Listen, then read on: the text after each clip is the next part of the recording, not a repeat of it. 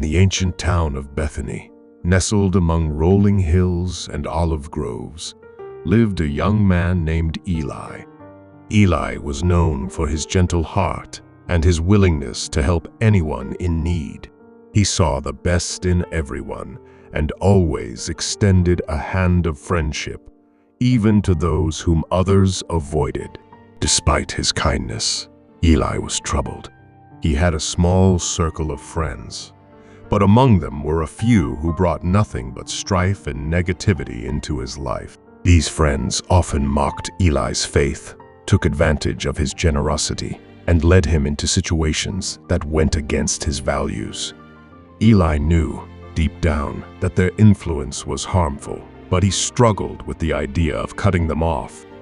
He believed that as a follower of Jesus, he should be patient and forgiving, hoping that his love and kindness might one day change their heart. One day, while sitting in the synagogue, Eli listened to Jesus' teachings and heard words that resonated deep within his soul. Jesus spoke of the importance of making wise choices in life, of following a path of righteousness, and of avoiding those who might lead one astray. Jesus said, "If your hand or foot leads you into sin, remove it and discard it. It's better to enter life with a disability than to keep both hands or feet and be cast into eternal fire. And if your eye causes you to sin, take it out and get rid of it. It's better to enter life with one eye than to keep both and be thrown into hell's fire." These words hit Eli like a lightning bolt. He knew that Jesus was speaking metaphorically, teaching that anything or anyone leading him away from the path of righteousness had to be removed from his life, no matter how difficult or painful it might be. Eli understood that clinging to toxic relationships out of fear or guilt was not what Jesus wanted for him.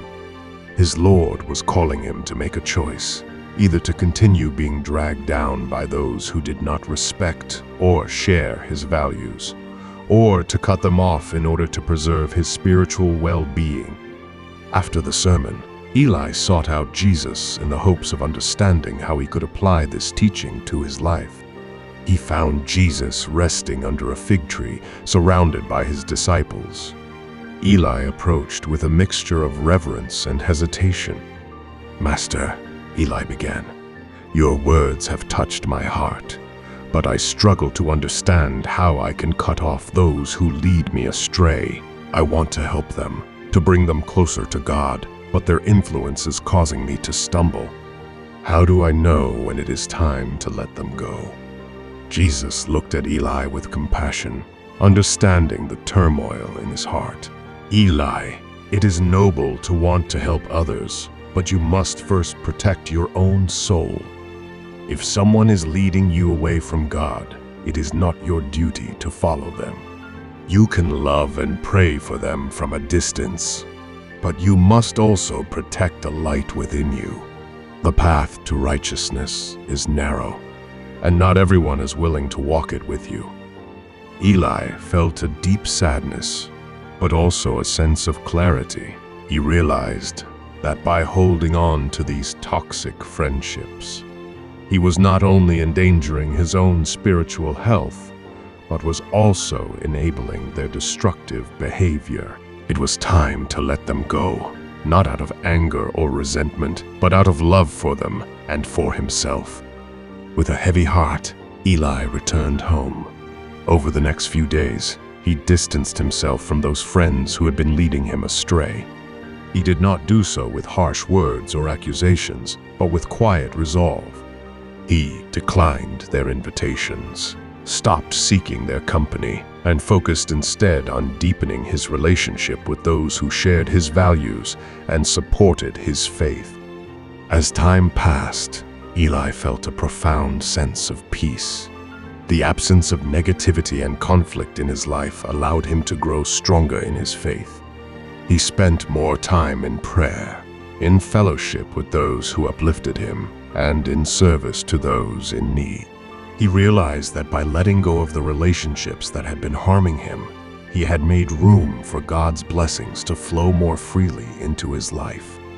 One day, as Eli walked through the market, he encountered one of his former friends, a man named Simon. Simon looked worn and weary, the result of his own poor choices. Seeing Eli, he approached with a mixture of shame and hope. "Eli," Simon said quietly, "I have noticed that you have distanced yourself from me and the others. I can see now that we were not being true friends to you.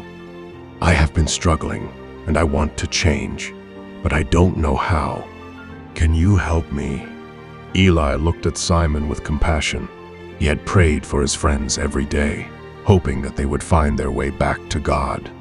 Now, seeing Simon's sincere desire to change, Eli felt that this was an answer to those prayers.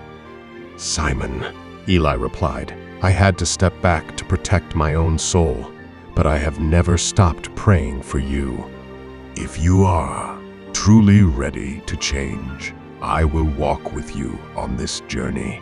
But you must understand that the path is not easy, and you must be willing to leave behind the things that have led you astray." Simon nodded, tears in his eyes. "I am ready, Eli. I want to find the peace that you have found."